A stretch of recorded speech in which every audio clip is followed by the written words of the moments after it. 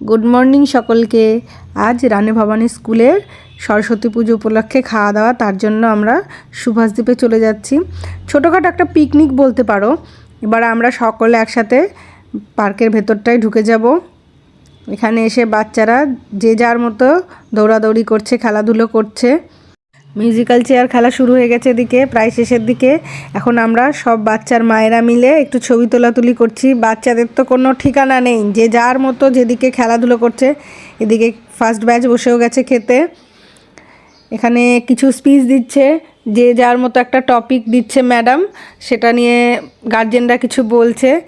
এবার দেখো আমরাও খেতে বসে গেলাম। আজকের মেনু কিন্তু ভেজ ছিল, কারণ এটা সরস্বতী পুজো উপলক্ষেই ছিল খাওয়া দাওয়ার ডান। এবারে আমরা উঠে পড়ব। বাচ্চাদের খেলাধুলোই শেষ হচ্ছে না, এদিকে মায়েদের গল্পও শেষ হচ্ছে না, কিন্তু বাড়ি তো যেতে হবে। এবারে আমরা বাড়ির দিকে রওনা দেব। পার্ক থেকে বেরিয়ে গেলাম। আজকের মতো বাই বাই।